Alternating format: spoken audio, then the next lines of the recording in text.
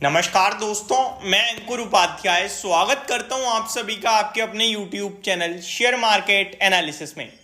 बड़ी breaking news आते हुए दिख रही है। देखिए, क्वार्टर एंड हुआ है तो बहुत सारी अपडेट्स आती हैं।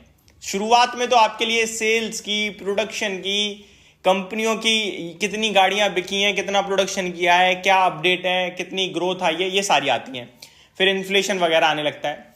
लेकिन एक इन सब के बीच में और डेटा होता है जो आता है क्वार्टर एंड होने के बाद, मंथ एंड नहीं, क्वार्टर एंड होने के बाद। वो होता है शेयर होल्डिंग पैटर्न का अपडेट।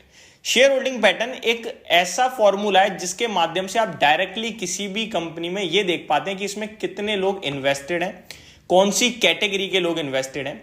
और शेयर होल्डिंग पैटर्न को जब भी हम किसी स्टॉक को एनालाइज करते हैं तो एक इंपॉर्टेंट रोल दिया जाता है। फॉर एग्जाम्पल, अगर किसी भी कंपनी में बड़े लेवल पे पब्लिक कैटेगरी की होल्डिंग है तो उसे एक तरीके से नेगेटिव माना जाता है।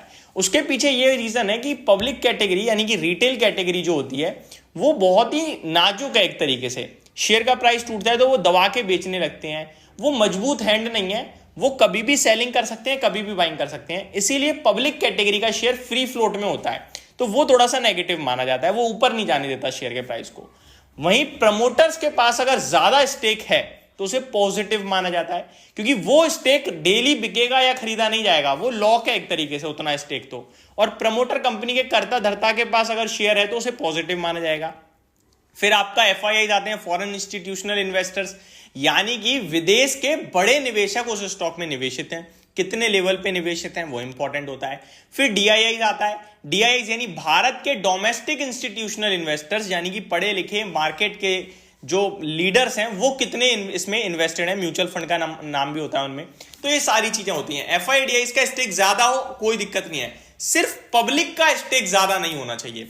अब यही शेयर होल्डिंग पैटर्न को देखा जाए तो अदानी ग्रुप से अदानी एंटरप्राइज ने शेयर होल्डिंग पैटर्न में एक अपडेट दिया है जहां पे उन्होंने कहा है कि जीक्यूजी फंड, आपको याद दिला दूं, जीक्यूजी फंड वो फंड है राजीव जैन जी का जिसने अदानी ग्रुप के खराब समय में निवेश किया। और अदानी ग्रुप में पैसा लगा के इन्होंने अदानी ग्रुप का भला नहीं किया, अपना किया। ये एक साल में अपनी वेल्थ को इतना बढ़ता हुआ देखा इन्होंने कि ये बिलीनियर की लिस्ट में आ गए।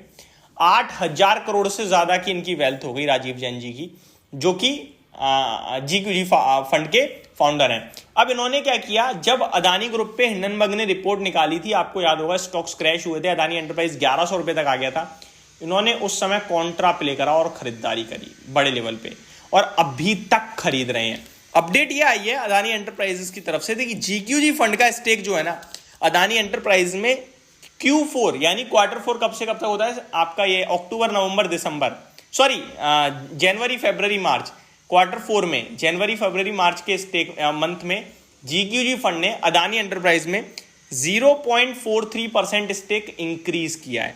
ये बड़ा पॉजिटिव मानूंगा मैं।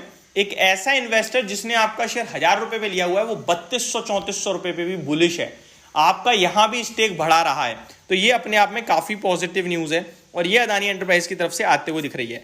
बाकी अदानी एंटरप्राइज को मैं आप सभी के साथ 2300 रुपए से कंटिन्यू डिस्कस कर रहा हूं। पहले 2700 रुपए के टारगेट्स, फिर 3000, फिर 3400, और अभी स्टॉक कहां पे ट्रेड कर रहा है एक बार देख लेते हैं। अभी रिसेंटली जो करेक्शन आई थी 2900 रुपए, वहां भी मैंने कहा था कि ये मौका है लेने का। 3250 रुपए पे ट्रेड कर रहा है। टेक्निकल सजेशन यही है कि स्टॉक आपके लिए 3350 तक कभी भी आ सकता है। एंड ये जो कंसोलिडेशन है इसका ब्रेकआउट आने के बाद स्टॉक अपने फ्रेश लाइफ हाई जो है वो टेस्ट करेगा, जो 4042 रुपए तक है।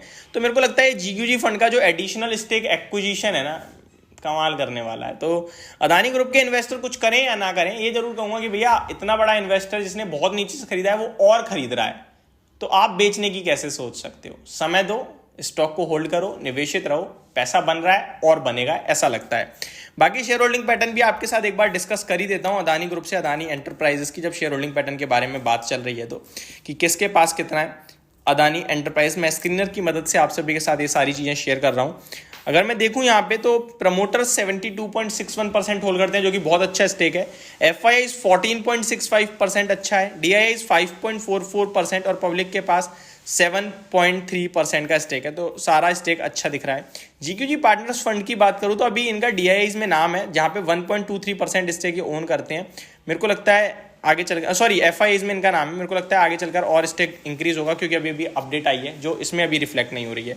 ये मेरी तरफ से अपडेटेड वीडियो थी, होप आपको सारी चीजें समझ में आई होंगी। Thank you so much for watching this video. Have a great day guys.